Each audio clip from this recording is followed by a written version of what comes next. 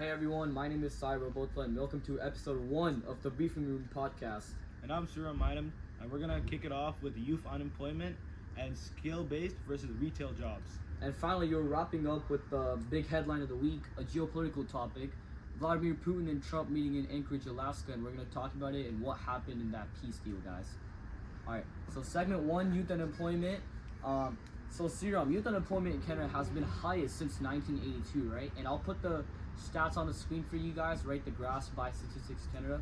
It's especially bad in a small town like Milton, right?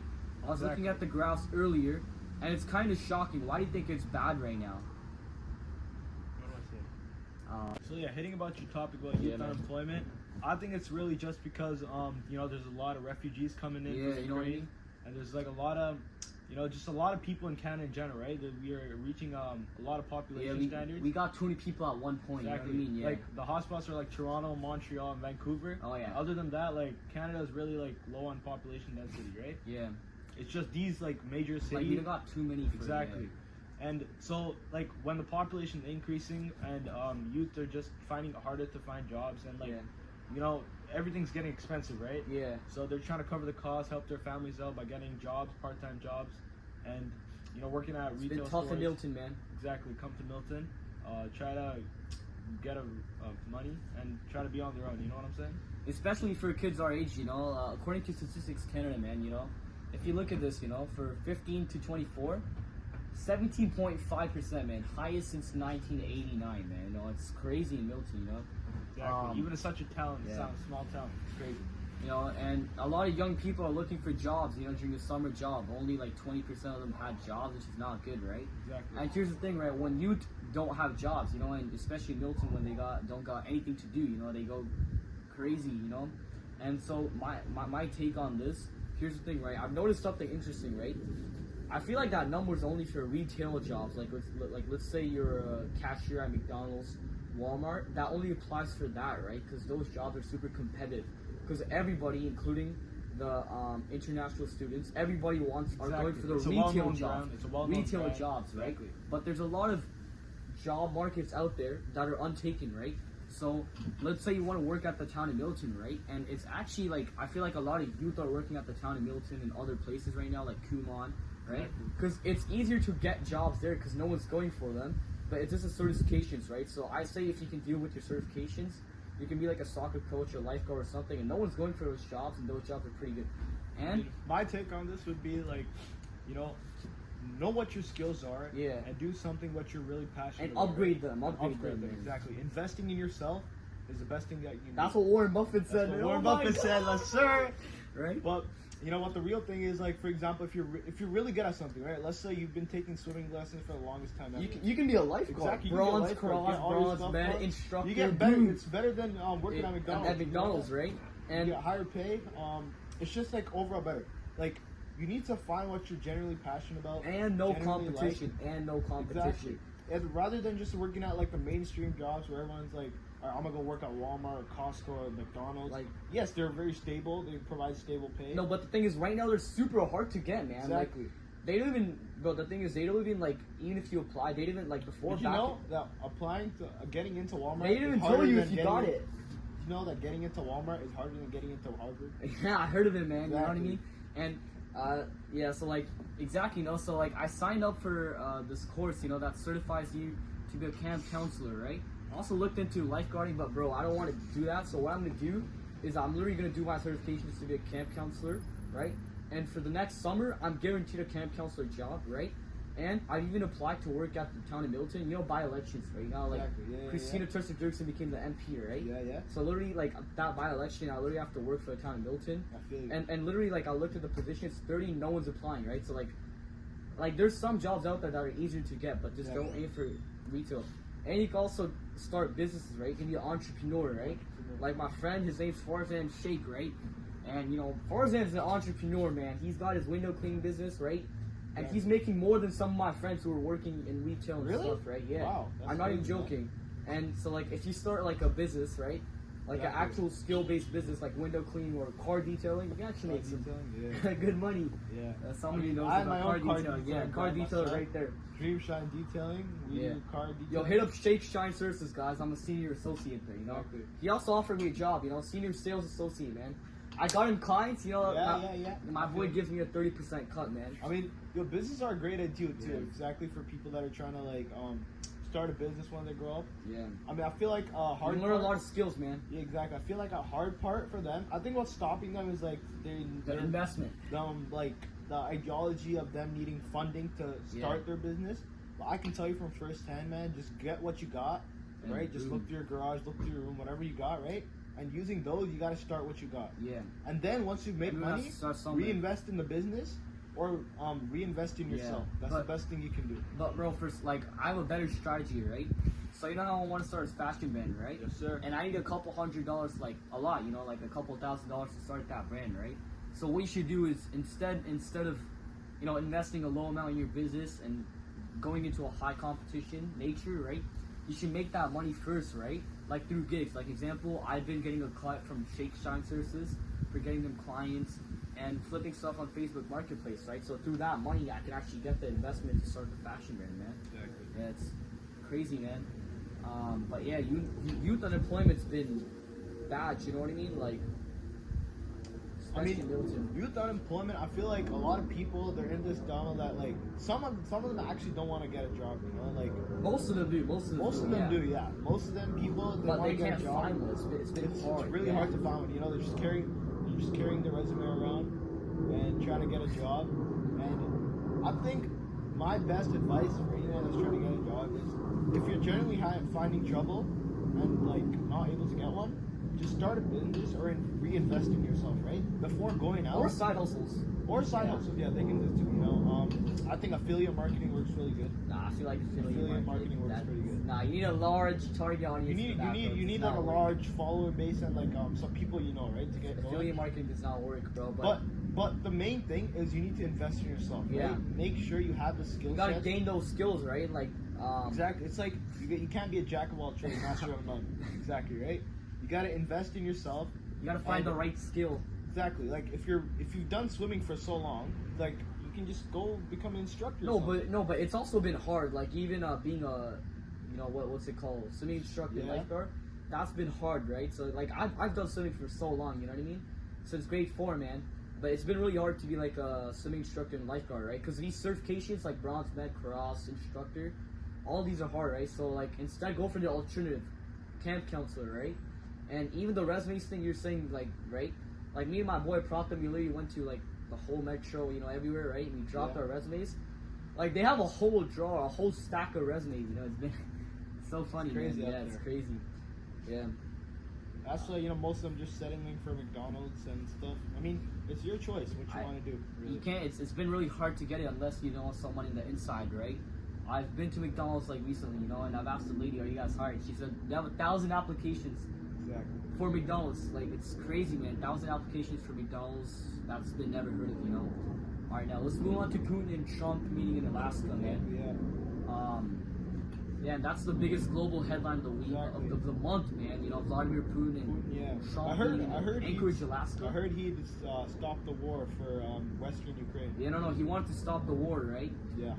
The world was watching very carefully, but the main news is there was no ceasefire deal, right? I mean, geopolitics is like a really hard thing, you know. Exactly. You can't always expect a ceasefire deal, but you know it's what? Best if you don't take a side without knowing the facts. Yeah. But you know what Putin said, man? The whole meeting he spoke in Russian, right? Exactly. And then after the meeting, like at the end, he said something in English. Next time in Moscow, right? So like that gives a hope that next time in Moscow they might reach a peace deal. But unfortunately, they were not able to reach a peace deal here, right? And you know, it's crazy. But Trump always wanted to stop this war. As much as I disagree some stuff with him, I disagree some stuff, right? And Putin's a really smart guy, you know. Putin, he's such a smart guy. KGB agent. He knows what he's doing. Yeah, man. I feel like that room, he just manipulated everybody in that room so crazily, man, you know. Yeah. It's been going on for 3 years. 3 years. You know, he said if he did what Israel is doing right now, he'd be gone gone by now. Like he's from his said point what? of view. That's what Putin said. If he said you know how bad Israel's doing right now, right? Yeah. He said if that's what he was doing to Ukraine, NATO would be abolishing him right now. His take on this whole situation is that he's not going full power. He's not trying really hard. Yeah. But when lives are at stake, right? Like, yeah, no, when lives are you being know, lost, we can't just turn a we blind can't eye. take sides, you know, because both sides are dying. The soldier on the Russian side, they're being drafted right now. Exactly. What's it called, bro? You learned in history, like that thing where Militia. you're forced to get drafted for the military. It happened in World War II. I forgot what it's called, right? There was a name for it, but they're being forced, right? Exactly. And the thing is, like, even the guys fighting on the the Russian side who are dying, they got a family home. The guys fighting in the Ukrainian side, they got a family home, you know? Exactly, yeah. At the end, I truly wish and pray for a ceasefire between both countries, you know, and we can't really take sides on this, right? Because, like, it's war, man. People are dying everywhere, you know? It's war. But I feel like the reason Ukraine's been so resilient so far is because they got NATO support, man. They got all the advanced weapons and stuff, you know? Exactly. Yeah, that's the thing, you know? And it's crazy. Biden gave them F-35 fighter jets and stuff. It's crazy, man. But do you think Putin's going full throttle on this, or do you think he's just chilling on that right now? I think he's trying to, in my opinion, I think Putin's trying to play strategic, right? Yeah. He's trying to trade with India and other countries too. Oh yeah. And U.S. is not really happy about it. America, they've have you heard the news? They opposed the 50% tax tariff on India. Yeah, no. So just because they're trying to buy oil from Russia. Speaking of India, man, that's a really good topic you raised that, right? So India's actually been neutral in geopolitics for a long time, right? Exactly, yeah. They were friends with America on one side during the Biden administration. They were friends with Trump a little bit, right? Exactly. They were always friends with Russia. You know, Russia is a really good ally for India, right? So what India did was, since no one was buying Russian oil, right? They were buying Russian oil at a discount rate, right? And they've been selling it to Europe.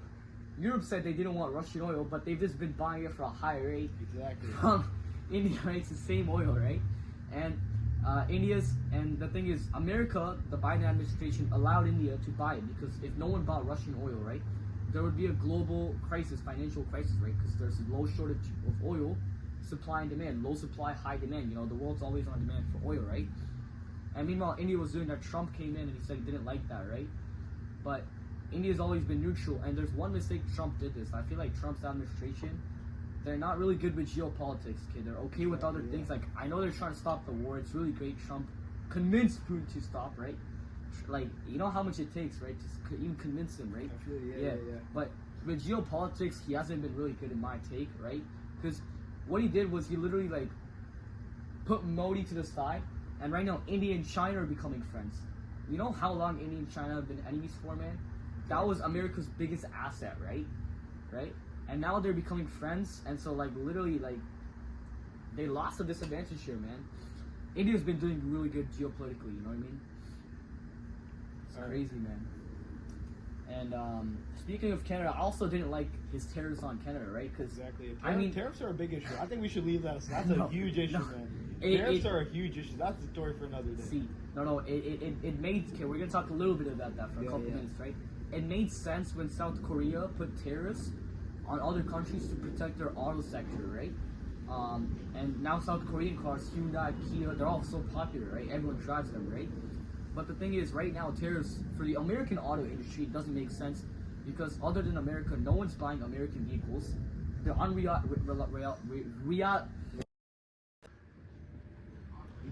reliable.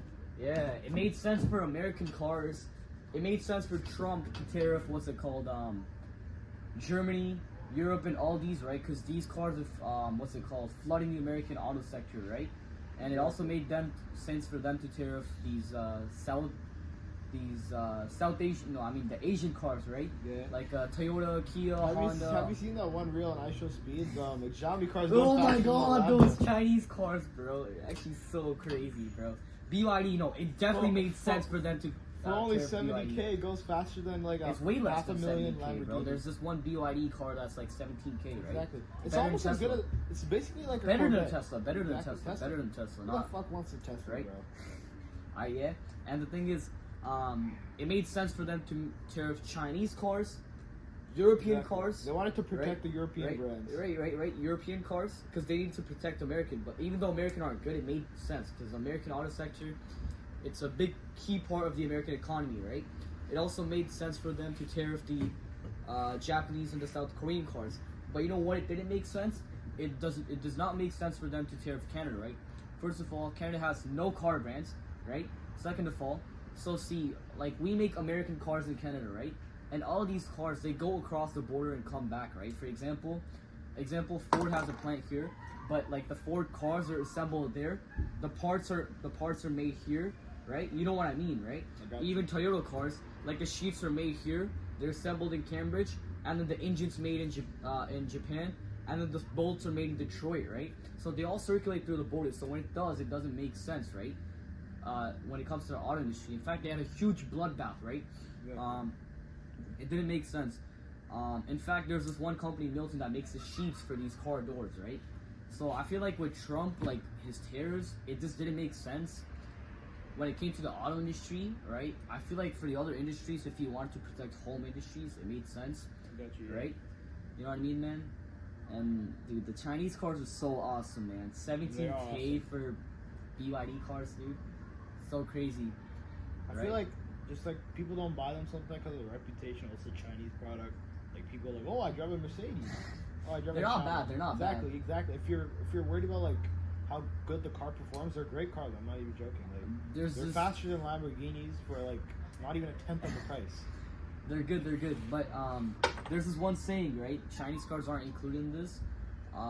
European luxury cars, Italian, German cars are good if you take care of them, right? Like if you take care of a Mercedes, like if you actually take care of all the If you look at the interior of the like from the new like 2025 Hondas, Toyotas, they're actually so good. They're better than Mercedes. They're almost the exact same. Like it's really hard to even find. Especially the new Camrys, bro. They're actually so good. Like especially screen. Like a lot of them, like for example BMW, they're investing in larger screen displays, right? Instead of investing in like more premium quality, like leather, for example. But like when you look at for Hondas, for example, they almost have the same exact big screen. Yeah. Like there's barely any difference either. There's barely, but there's this one saying, you know, German cars, they last if you take care of them, if you clean them, if you take care of them. I think that's reliable as Tesla. Japanese cars, they last even if you try to break them. Even if you do anything to break them, they're still gonna last. The Toyota Corolla is crazy. Yeah, American cars are gonna break even if you don't even sit. Like they're gonna break before you even sit in them and take your first ride, man. That's the thing, you know. And yeah, Teslas, they've been okay, but like, you know, and this is one lesson I learned, right? Elon Musk, he went into politics. You know how much it's worth? $1 trillion. Elon Musk, right? He went into politics, right? And then his whole brand went down. Tesla's share price, it went down, man. It went down so much. Everything got affected, right? But then he signed an agreement with the board members of Tesla to go back, right? So this is one lesson I learned. I'll never do politics and business together, right? You focus on one thing at a time, because like if it interferes, it's gonna become messy, man. You know what I mean? Yeah, and that's it, man. That's a great take on it. Yeah, I agree. Yeah, and we'll give you a small glimpse of our next episode, right? It's day trading versus long-term investing, right? So I'm gonna take day trading, and I'm gonna take long-term investing, man, and we'll see. I don't know why he's doing long-term investing. Day trading is literally so stupid. It's like gambling, man. He's always been a get-rich-quick guy. You have no market. You have know no how much market. There is? Yes. Day trading is like all community. Long-term trading is like so risky and like it takes a long time. Wait, what? It's like day trading is the riskiest, man. Long-term you never know. trading, Like stocks. You get more profits with long-term trading, right? You can even get more profits, but over how long? How long are you gonna invest your money? Over 10 years, you would make more than you ever made over day trading, man. That's my hot take. S&P on average goes up 10%. You could probably make that in a day. Bro, everyone invests in S&P, but there's better indexes in S&P, like Tom Lee's Granny Shots ETF, Vanguard ETF, Dow Jones. You know what I mean? Dow Jones. Day trading doesn't make sense, man. And October 19th, 1987. And for 20% crash. Dow Jones one day. All-time high right now. All-time high right now. Yeah, that's the thing. All-time high. It's gonna drop. Yeah, dude. Warren Buffett, he literally said, okay, like, remember when there's a market crash, right? You literally don't look if it crashed. Like you literally buy it, and 20 years later. Have you heard he's it's like investing the in average. he's investing in a federal investigation? He retired. He retired. Yeah. 94. You know, the guy drinks Coke every day, and I don't even know how he's still alive at 94, man. He earned more than $1 billion just in dividends from Coke. Yeah, no, dividends is insane, you know. Yeah. But what I'm saying about long-term trading is, you know, they like all you day. No.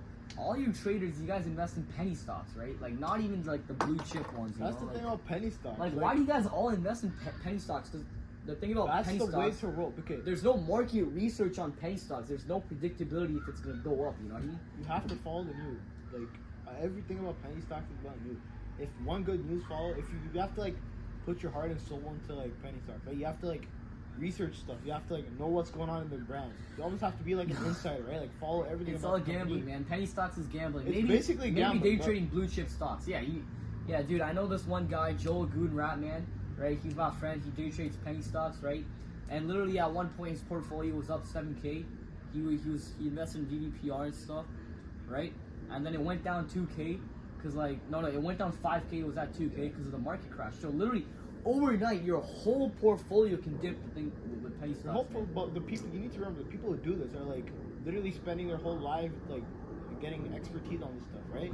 Like people who invest long term or just invest for fun, they're like not for fun. We do our research on average. Yeah, okay, but on average, the person who does day trading is more experienced and more into what they're doing. Than I feel like that takes half-half, right? Because the guys who do long term, half of them they know what they're doing, right? Like. They research their ETFs, they research their dividends, they research everything. All right, man. I see you. We'll keep this for another day. I will keep it for another day, and we'll wrap up today's episode, you know. Yeah. And youth unemployment. Putin and Trump, peace deal in Alaska, you know, such a crazy deal. No one knows what happened in the room, by the way. I actually want to find out. It's so entertaining. Let's see what happens. And we'll see what happens, guys, you know. Peace out. I'll see you guys in the next episode. Peace out, guys. Yo, put it in the group chat.